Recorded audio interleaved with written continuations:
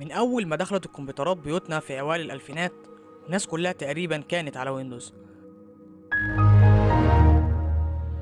أما اللي ما كانوش بيستخدموا ويندوز دول كانوا الأغنياء اللي كانوا بيستخدموا الماك.